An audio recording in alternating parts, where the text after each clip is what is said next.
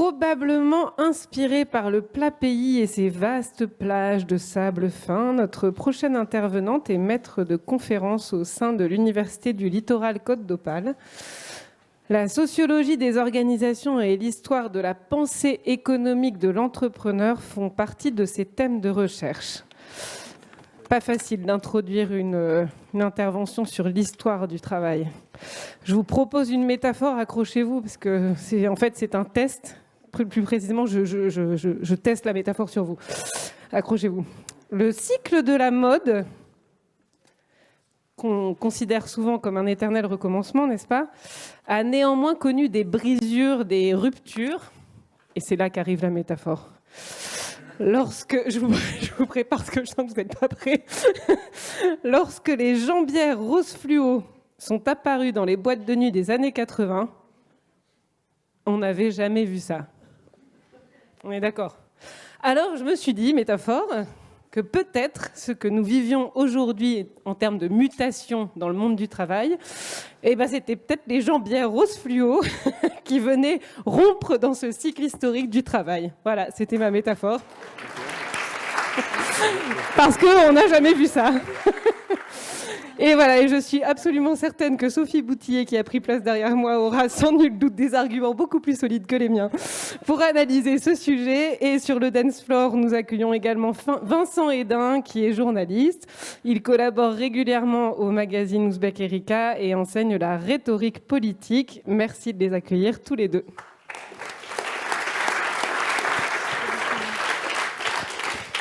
Il y a un rationnement, on a un micro pour deux, donc je vais... Les conditions de travail sont dégradées, vous voyez, c'est pour ça qu'après les travailleurs ont vraiment du mal. Je vous préviens, c'est une intervention qui est un tout petit peu à contre-emploi de la journée, mais je suis moi-même à contre-emploi parce que d'habitude j'explore le futur et là on va regarder le passé. J'ai donc à peu près aussi peu de connaissances sur ce qui va être dit que Sophie Boutillier sur les boîtes de nuit, m'a-t-elle glissé à droite. Plus sérieusement, si la journée avait été honorablement construite par Orientation Durable, cette intervention aurait dû avoir lieu en début de matinée pour vous donner des perspectives historiques. Mais bon, ils font un peu de Rubik's Cube, ils ont décidé de le placer en après-midi pour des raisons qui... La raison ignore. Plus sérieusement, vous savez, à la fin du spectacle de Desproges, le deuxième, au Théâtre Fontaine, il fait un résumé du spectacle pour les gens qui s'étaient un peu endormis dedans, ce qui vous permet de tout comprendre. Donc si vous étiez légèrement assoupi après le déjeuner, vous avez eu tort, parce qu'il y a plein de choses intéressantes qui se sont dites, mais l'intervention de Sophie va vous permettre de replacer le travail dans une perspective anthropologique sur 2-3 siècles, quasiment, puisqu'on va quand même remonter à Smith, donc c'est... Oui. Ah bah si. Non. Prenez pas de cours quand même. Ce qui permettra de comprendre en fait pourquoi est-ce qu'on en arrive à cette grande démission. Est-ce que au fait, le fait qu'on se soit, est-ce qu'on s'investissait réellement plus dans son travail naguère, où on en est aujourd'hui, et aussi le fait que, comme l'expliquait Laurent Berger à l'instant, on parle énormément d'emploi, mais pas assez du travail. Et donc, peut-être qu'avec un apport historique, on arrivera un petit peu mieux à comprendre ce qui se dit. Et ce qui est important, c'est qu'effectivement, vous êtes docteur en sciences économiques et en sociologie. Et le deuxième terme est plus important que le premier, parce que j'ai quand même l'impression que pour bien comprendre ce qui se passe dans le travail, il faut plus faire confiance aux anthropologues et aux sociologues qu'aux économistes, qui ont une vision un peu réductrice. Disons qu'il faut combiner les deux. Parce que moi, ma fonction principale, c'est être professeur d'économie. La sociologie, ça a plus été une deuxième passion. Une deuxième passion suite à des péripéties dans ma carrière professionnelle.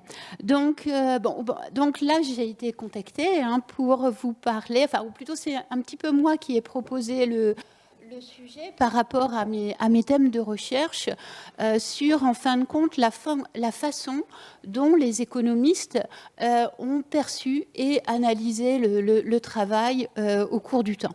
Donc, on a parlé de revenir à Adam Smith, on pourrait même revenir plutôt à Aristote, puisque Aristote avait déjà défini la valeur travail en fonction, comme étant plus ou moins, créatrice de valeur, mais bien sûr, le travail était dévolu aux esclaves, puisque seuls les hommes libres avaient la possibilité de pouvoir discuter du sort de la cité. Et donc, en définitive, il semblerait que ou plutôt, je vais je vais redire les choses d'une autre façon, que pour comprendre la façon dont les économistes ont étudié la place et le rôle du travail dans l'économie et dans la société, il faut justement replacer les économistes qui ont parlé de ces sujets par rapport à leur époque. Et donc, on parle d'Adam Smith. Donc, Adam Smith était un économiste écossais du XVIIIe siècle, et il est considéré pour les économistes comme étant le fondateur de l'économie politique au sens scientifique du terme, puisque précédemment, disons que l'économie flirtait un petit peu avec la philosophie, elle n'était pas reconnue comme une discipline scientifique à part entière.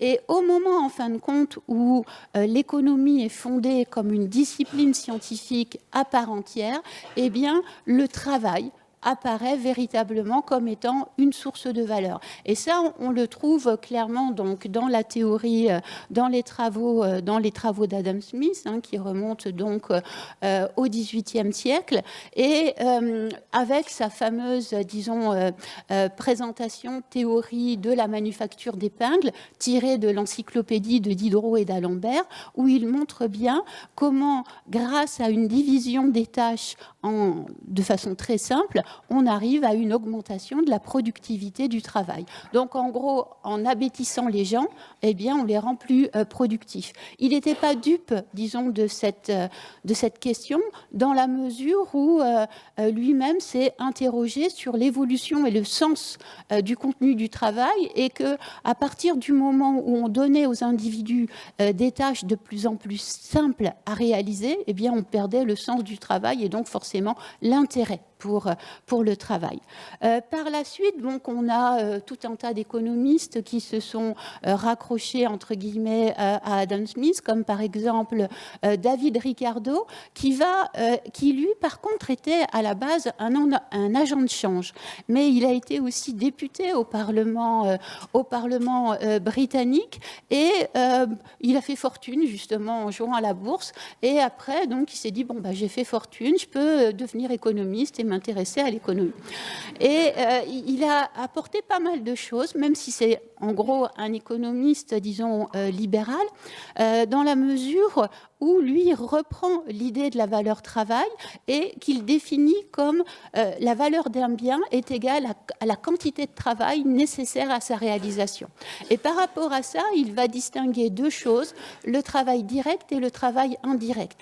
Le travail direct, c'est-à-dire le travail que l'on est en train de faire, et le travail indirect, c'est le travail qui est contenu dans les objets, dans les machines. Donc tout ce que nous avons autour de nous, c'est du travail indirect, puisque c'est le produit d'un travail passé. Ensuite, vous avez Karl Marx, qui se positionne justement par rapport à Ricardo et qui reprend cette idée donc de la valeur travail.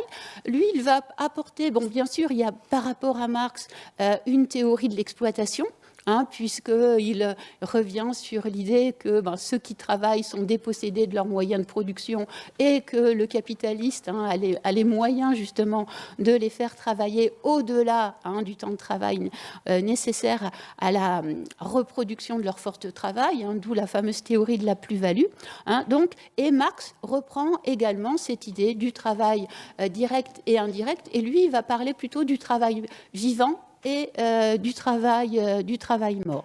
Et par rapport à ça, vous connaissez certainement l'idée que développe Marx dans sa théorie de la fin de l'histoire, l'idée selon laquelle la société sera arrivée au point oméga de son évolution à partir du moment justement où ce rapport de force entre travailleurs et capitalistes aura disparu, et donc tout ce qui fait, disons, tout ce qui est au fondement de l'économie capitaliste forcément aura disparu, comme le marché, la monnaie, et donc tout ce qui fait, donc tout ce qui est propre à l'économie capitaliste. Et l'économie politique donc va continuer à évoluer avec, à la fin du XIXe siècle, le renouveau du courant classique, qu'on va forcément appeler néoclassique. Et ce qui est assez étonnant, c'est que les néoclassiques vont complètement abandonner l'idée de la valeur travail, parce que ça fait marxiste, donc il ne faut surtout pas, disons, se rapprocher de ce champ théorique. Et pour eux, l'origine de la valeur, ce ne sera pas le travail, mais ce sera l'utilité. Donc, la valeur d'un bien est fonction du besoin que ce bien permet de satisfaire. Et alors que la valeur travail est en définitive disons une mesure universelle, dans la mesure où si je prends ce stylo, on va dire qu'il a fallu tant de minutes pour le concevoir et tant de minutes pour le fabriquer, mais là, s'il est sur la table, sa valeur utilité est égale à 0. Si je l'utilise, par contre, sa valeur utilité sera beaucoup plus élevée. Donc, ça veut dire que la valeur travail est en quelque sorte quelque chose, disons, un standard immuable, alors que la valeur utilité, non seulement évolue dans le temps, mais aussi elle évolue, elle se transforme selon les individus. Et ce qui est assez intéressant, c'est que les économistes néoclassiques ne vont pas rejeter pour autant le rôle du travail, mais ils vont directement le combiner avec le capital, avec ce qu'ils appellent la fonction de production. Donc pour produire, la production d'un bien est égale à la quantité, d'une certaine quantité de travail et de capital. Et donc, de cette façon-là, on a une représentation de plus en plus abstraite du travail, indépendamment des compétences, des savoirs qui sont mobilisés par les travailleurs. Mais en même temps, d'une certaine façon, c'est un petit peu logique dans la mesure où, en introduisant tout à l'heure la question de la manufacture d'épingles et de la division du travail en tâches simples, puisqu'au fur et à mesure du temps, on a cherché à simplifier le travail, forcément, le travail a perdu de son sens. Et on peut, certains économistes, un petit peu de façon dérisoire, parler de la confiture du travail comme étant une espèce de confiture du capital également. Et on peut combiner les facteurs de production de manière à maximiser le profit de l'entreprise. Et aujourd'hui, les économistes s'intéressent, en fin de compte, relativement peu au travail. Ce qui les intéresse davantage, c'est l'innovation, c'est la connaissance. Depuis à peu près les années 80, on a un nouveau courant s'est développé parmi les économistes, c'est l'économie de la connaissance, en disant qu'en dehors du capital et du travail, on a un troisième facteur de production, c'est la connaissance. Et derrière la connaissance, il y a l'innovation, mais aussi un élément très important dont on ne va pas parler maintenant, qui est la propriété intellectuelle. Et bon, ça, c'est encore un autre sujet. Mais c'est oublier que ce qui est à la base de l'innovation, ce qui est à la base de la créativité, c'est quand même bien le travail. Donc, moi, ça me semble tautologique de considérer que la connaissance est un facteur de production, dans la mesure où la connaissance, c'est une forme de travail. Donc, on est vraiment dans une société qui est arrivée à une certaine forme de sacralisation du travail, où le temps de travail est devenu, on va dire, la mesure de toute chose. Pourtant, là aussi, quand on regarde dans d'autres sociétés, on se rend compte que cette valeur travail n'a pas toujours eu la place, ou n'a pas plutôt la place qu'elle a dans notre société. Et il y a un autre élément sur lequel je vous propose de vous interroger. Et il y a à peu près de ça 100 ans. L'économiste anglais John Maynard Keynes considérait qu'en 2030, donc c'est bientôt, on aura résolu tous les problèmes. On aura résolu tous les problèmes, s'entend les problèmes économiques. Parce que lui aussi considérait que la bonne façon de gérer l'économie, c'était une combinaison entre le marché et l'État. L'État est là un petit peu pour éteindre les incendies quand le marché, on va dire, se dérégule. Et par rapport à ça, ce qui l'intéressait beaucoup, c'était aussi donc l'évolution de la substitution du capital au travail, hein, et le fait que les machines, hein, allaient permettre justement de prendre en charge des tâches abétissantes, hein, et que justement, dans ces conditions, si les machines peuvent travailler à notre place, eh bien qu'elles le fassent, si c'est pour des tâches dangereuses et répétitives. Et donc, par rapport à ça, il a imaginé que donc, en 2030, le temps de travail aura diminué, hein, que la durée du travail sera, je ne sais plus exactement, je me mélange tout. 15 heures hebdomadaires. Voilà, 15 heures hebdomadaires, parce qu'il y avait aussi Thomas More. Il déborde la gauche sur sa gauche très nettement. Ouais, et donc on n'en est pas du tout, hein, on n'en est pas du tout là, bien au contraire, hein, d'autant que justement si on s'interroge sur l'évolution de l'organisation du travail, notamment avec le développement des plateformes numériques, hein, qui font que le contrat de travail est remplacé par un contrat commercial entre la plateforme et le travailleur. Moi, je sais pas, à chaque fois que je vois des pubs pour Uber Eats, pardon, excusez-moi, j'ai mal prononcé, eh bien, j'ai pas du tout envie de commander quelque chose, hein. Je vois les types là pédaler par tous les temps avec leur sac sur les épaules. Bon, et ça, c'est vraiment une régression sociale. Ça nous ramène au travail à façon qui existait au début du 19e siècle, avant la généralisation du travail salarié et des lois sociales qui ont permis justement aux salariats de devenir, disons, une forme de mise au travail relativement, on va dire, entre guillemets, relativement confortable. Donc, bon, j'ai peut-être un petit peu... je ne sais pas. Digresser. Régresser, voilà. Non, digresser. Non, régresser, je ne me serais pas permis.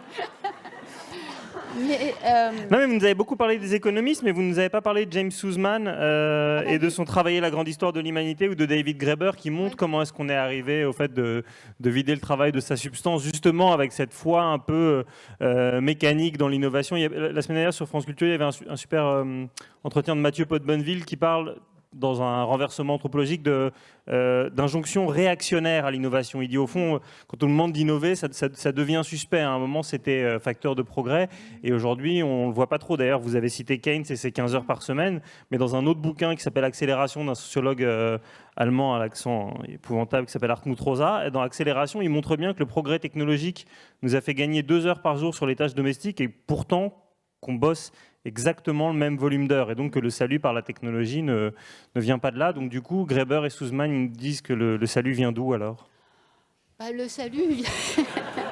D'abord, ce sont des anthropologues, hein, ce ne sont pas des économistes, hein. Et justement, ils s'intéressent beaucoup aux sociétés primitives, hein, où en gros, on considérait, en tout cas selon les travaux des préhistoriens, hein, que le chasseur-cueilleur travaillait 2 heures par jour pour satisfaire ses besoins, et puis pour le reste, il faisait ce qu'il voulait, hein. Donc c'est peut-être pour ça aussi qu'il a inventé le biface, qu'il a inventé tous les objets qui sont devenus les objets de notre quotidien aujourd'hui, hein. C'est-à-dire que d'un côté, le travail apparaît, et pour certaines personnes, c'est très fondamentalement le cas, comme un travail pénible et répétitif, et de l'autre côté, justement, le temps libre des peuples, des chasseurs-cueilleurs, c'était peut-être justement un temps créatif, et un temps justement où ils pouvaient faire aller leur imagination pour inventer.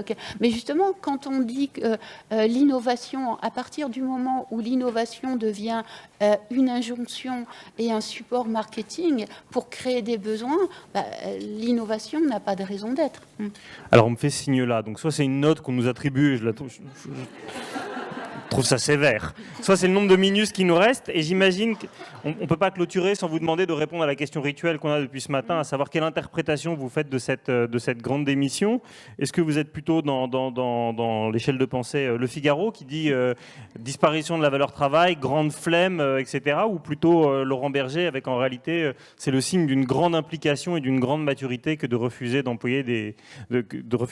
d'accepter des boulots qui n'ont aucun sens? Je serais plutôt dans le deuxième, forcément. Pourtant, ça avait laissé la question hyper ouverte. Avec une neutralité qui m'étonne moi-même. Ouais. Non, c'est évident. Puis d'un autre côté, comment je pourrais vous... Bon, c'est vrai que pour beaucoup de personnes, le travail a perdu son sens, y compris pour le travail intellectuel. J'en sais quelque chose en tant qu'enseignante à l'université. Non, à la fois par rapport, disons, au discours qu'on essaye de faire passer auprès des étudiants. On arrive à... Enfin, je ne sais pas, mais en première année, ils ont le niveau collège. Maintenant, au niveau culture générale, je veux pas, mais je veux pas, mais j'arrive pas à comprendre la chose. Mais alors qu'on est justement, vous parliez du progrès technique, et c'est une chose très importante. Moi, quand j'étais étudiante, on faisait la queue, je sais pas combien d'heures, à la bibliothèque pour obtenir un bouquin. Là, on tape sur Google, on a le bouquin tout de suite, mais ils le lisent pas. Donc, à quoi ça sert le progrès technique? Alors, vous avez l'appli Cooper qui vous permet d'avoir des résumés de livres en 5-10 minutes. Ouais. Donc, mais même le résumé. Même le résumé? Non, ils ne le lisent pas. Peut-être me lancer là-dedans, Jean-Philippe. On va faire la recherche du temps perdu. Le petit Marcel veut devenir écrivain. Hop, suivant. Et on va faire du blé, Jean-Philippe, tu vois. Non, plus sérieusement, est-ce que pour vous, dans les facteurs récents qui ont déstructuré ce sens au travail, est-ce que vous diriez que justement c'est la numérisation, la mise à distance, ou est-ce que, puisque c'était dans la fin de votre papier original quand on avait échangé, vous vous étiez interrogé sur le rôle du télétravail et de la mise à distance? Laurent Berger a expliqué que c'était compliqué de refaire collectif par Zoom interposé. Est-ce que pour vous aussi c'est le facteur décisif, le fait qu'on ne passe plus assez de temps ensemble? Et d'ailleurs là on voit bien que quand on est en interaction, vous rigolez beaucoup plus que quand on fait une conf en ligne. Ouais. Disons que c'est un petit peu difficile de répondre à votre question dans la mesure où, d'une certaine façon, avec le télétravail, on gagne beaucoup de temps. Par exemple, je ne sais pas, une journée, le matin, je suis au Maroc pour une soutenance de thèse et l'après-midi, je suis au Canada pour un colloque. Mais je n'ai pas bougé de mon bureau à Dunkerque. Donc, imaginez, bon, bien sûr... Julien Bayou applaudit le bilan carbone, du coup. Voilà. Peut-être pas. Peut-être pas, parce que là aussi, je ne sais pas trop. Au niveau, disons, des réseaux numériques, je ne sais pas ce que ça pourrait donner. Si, carbone 4. Non, on sait mesurer quand même. Voilà. Mais et donc ce qui fait qu'on travaille plus. On travaille plus avec le télétravail. En tout cas, c'est là, c'est vraiment quelque chose de vécu. Je le dis par rapport à mon expérience. Donc voilà, le résumé de l'intervention de Sophie, c'est que normalement, on devait être sur l'autoroute du kiff et travailler 15 heures par semaine en 2030, et on s'est fait avoir par la technologie. Voilà. C'est à peu près ça, oui.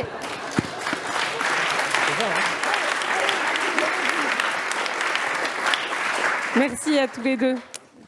Une ou deux questions. Des tests de rapidité maintenant, les questions. Hop.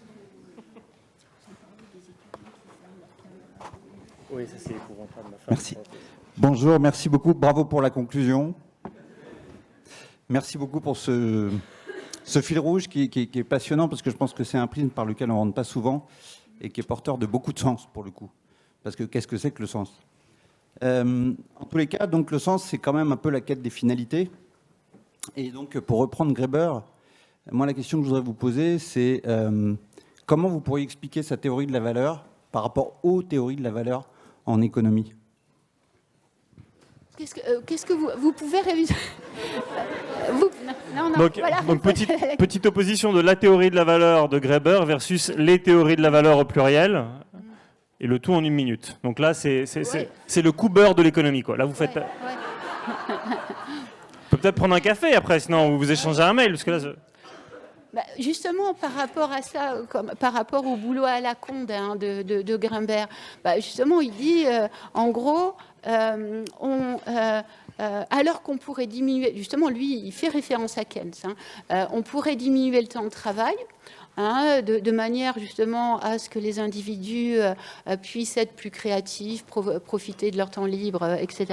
Bon, ce que disait aussi Paul Lafargue dans le droit à la paresse, à la fin du 19e siècle. Mais en fin de compte, on crée des boulots à la con pour occuper les gens.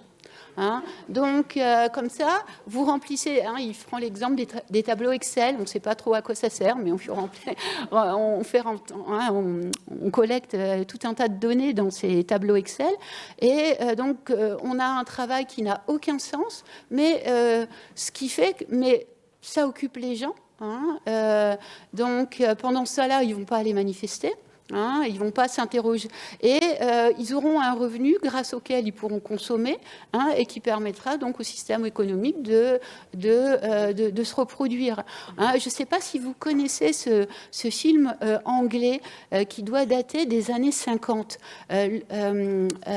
L'homme au complet blanc. Et c'est l'histoire d'un inventeur qui, justement, un ingénieur qui invente un tissu inusable. Et au début, donc, l'entreprise dans laquelle il travaille dit c'est merveilleux, hein, je vais pouvoir fabriquer ce costume avec ce tissu inusable et faire fortune. Mais très rapidement, il se rend compte que c'est pas possible, parce que si les gens ont des costumes inusables, ils vont jamais les remplacer. Hein, donc, il dit non, je peux pas me lancer là-dedans. Après, ce sont aussi les salariés qui disent on va perdre notre travail si on ne répond pas à la demande, l'entreprise ferme. Donc, ces questions-là, disons, justement, nous conduisent sur le lien, justement, entre travail et consommation, à mon avis, est tout à fait pertinent. Et souvent, on parle d'Henry Ford avec l'invention de la chaîne de montage. Et on dit toujours que Henry Ford a augmenté le salaire journalier parce qu'il voulait que ses salariés puissent s'acheter une Ford. Mais ce n'est pas vrai du tout. Il a augmenté les salaires parce qu'il y avait un turnover pas possible, parce que les gens devenaient fous à force de travailler, à tourner le même boulet, le même écrou tous les jours.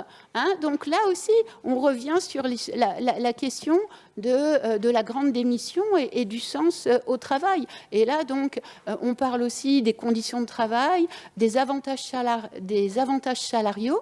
Hein, et quand vous lisez Henry Ford dans ses mémoires, il dit bien l'augmentation donc du salaire journalier a été ma plus grosse économie.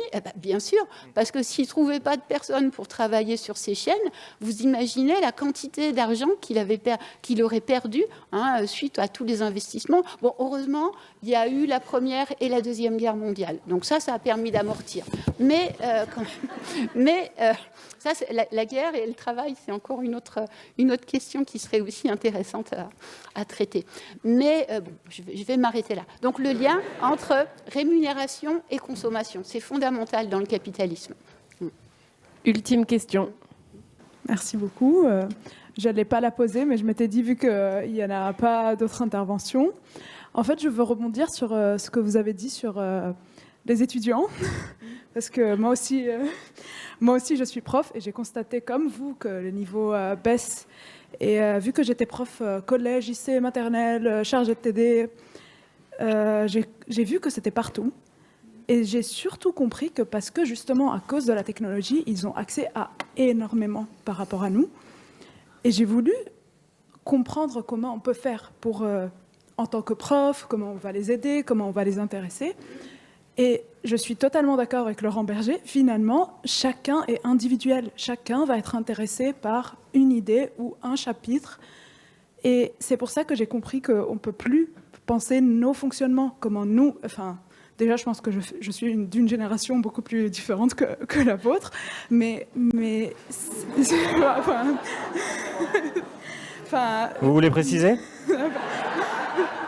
Non, je veux juste dire que ça fait que 4-5 ans que je suis dans la vie professionnelle. Mais de ma petite expérience, je pense que c'est le signe de pourquoi on a besoin aujourd'hui d'un grand chamboulement aussi de nos vies professionnelles à nous, et pourquoi nous aussi, on n'est plus satisfaits, parce que nous aussi, on a accès à beaucoup. Et rien que durant le confinement, enfin, petite anecdote, je ne me compare pas du tout à Virginia Woolf, mais je lisais beaucoup pour elle, et je m'étais dit, mais elle n'avait pas accès à autant de lectures que moi j'ai aujourd'hui, et c'est pour ça qu'elle a pu se concentrer sur son œuvre et l'écrire. Et je pense vraiment que la technologie nous aide beaucoup, mais ça nous donne accès à énormément de choses. Et c'est pour ça qu'on n'arrive plus non plus à être soit concentrés, et les étudiants et la nouvelle génération aussi. Ouais. Non, vous avez tout à fait raison. C'est vrai que on est aussi noyé par des flots d'informations. Hein, quand on veut écrire un article, on va sur une base de données, hein, on tape quelques mots-clés et on voit donc les centaines d'articles qui ont déjà été rédigés sur le sujet et auxquels vous devez, d'une manière ou d'une autre, faire référence pour vous positionner par rapport aux travaux qui vous ont précédé.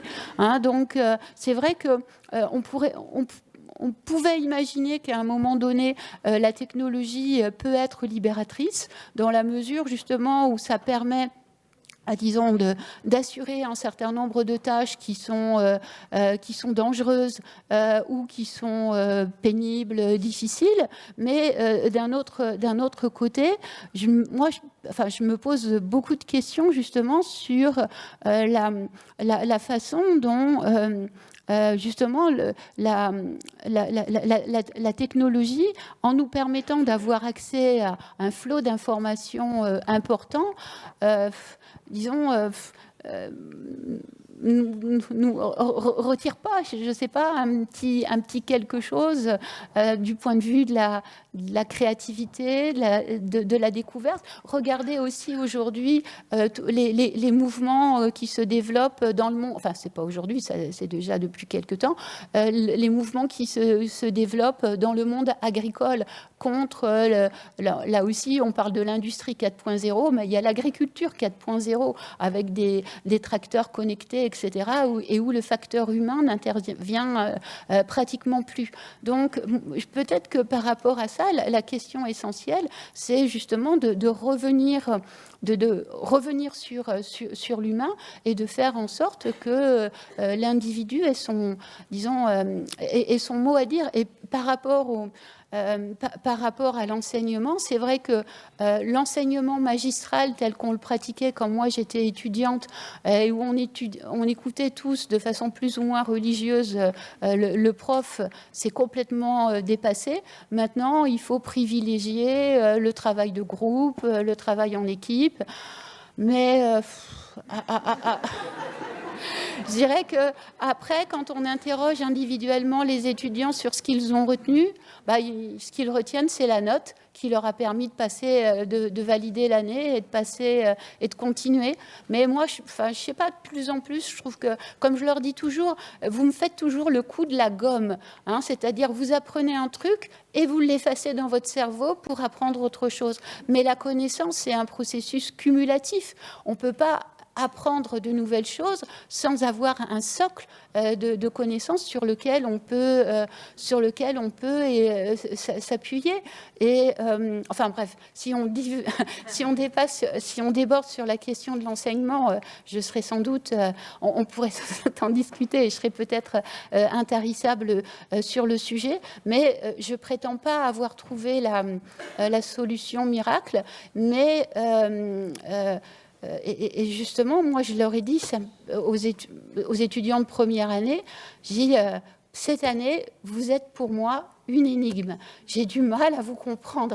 Mais ça ne change rien au truc. Alors, quand je discute avec eux individuellement, il n'y a pas de problème. Tout roule. Hein. Le cours est intéressant. Oui, madame, c'est bien. Mais en cours, justement, on parle d'individualisme, c'est comme si chacun était, on va dire, sous sa petite cloche, ou à la limite en train de discuter avec son copain ou sa copine. Sans doute, et par rapport à ça, il ne participe pas au cours.